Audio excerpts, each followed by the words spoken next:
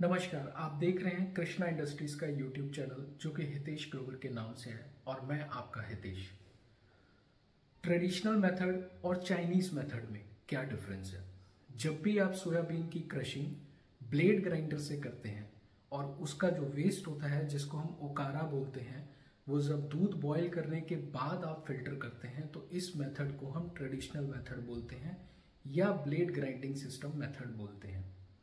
जब भी आप सोयाबीन की क्रशिंग ब्लेड ग्राइंडर से करते हैं तो जो आपका टोफू का यील्ड है वो पर केजी सोयाबीन में 1.2 से लेके 1.4 के बीच में फ्लक्चुएट करता है।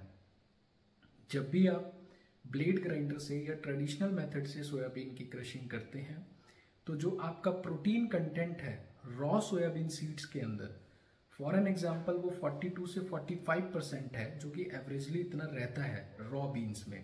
तो आफ्टर प्रोसेसिंग जब आपका फाइनल प्रोडक्ट जो टोफू निकल के आएगा उसमें जो आपका परसेंटेज होगा प्रोटीन का वो 32 से 35% के बीच में आएगा, मतलब 10% का लॉस होगा प्रोडक्शन के टाइम पे। अगर आप ब्लेड ग्राइंडिंग मेथड से सोयाबीन की प्रोसेसिंग कर रहे हैं तो जो आपका काम करने का प्रोसेस है वो थोड़ा सा लेबोरियस हो जाता है, क्योंकि उसमें ओकारा का फिल्ट्रेशन मैनुअली करना होता है। अगर आप सोया मिल्क का प्रोडक्शन कर रहे हैं तो ब्लेड ग्राइंडर मस्ट हो जाता है, वहां पे आपको स्टोन ग्राइंडिंग मेथड यूज नहीं करना चाहिए। इसके बहुत सारे फैक्टर्स और लॉजिक्स हैं जो कि हम डिटेल में बात कर सकते हैं अगर वो आपका पर्टिकुलर टॉपिक होगा तो। अब हम आ जाते हैं स्टोन ग्राइंडिंग मेथड क्या होता है। जब भी आप सोयाबीन की प्रोसेसिंग स्टोन ग्राइंडर से करते हो और उसका वेस्ट जो है जिसे हम ओकारा बोलते हैं वो उसी समय सेपरेट कर लेते हो ग्राइंडिंग के वक्त ही, तो इस मेथड को हम स्टोन ग्राइंडिंग मेथड बोलते हैं। जब भी आप सोयाबीन को स्टोन ग्राइंडिंग मेथड से प्रोसेस करते हो तो यहाँ पे आपका पर केजी सोयाबीन में जो यील्ड आता है वो 1.7 केजी से लेके 2.2 केजी के बीच का रहता है। जब भी आप सोयाबीन की प्रोसेसिंग स्टोन ग्राइंडर से करते हो तो यहाँ पे जो आपका प्रोटीन परसेंटेज है उसमें 90% का लॉस होता है।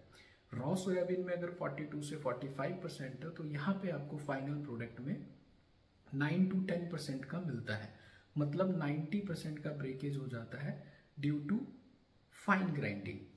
तो ये कुछ हमारे मेजर डिफरेंसेस हैं ब्लेड ग्राइंडिंग मेथड और स्टोन ग्राइंडिंग मेथड में।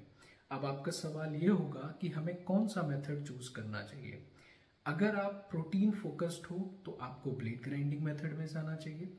अगर आप आउटपुट फोकस्ड हो, कमर्शियली पॉइंट ऑफ व्यू से फोकस्ड हो, तो आपको स्टोन ग्राइंडिंग मेथड में जाना चाहिए।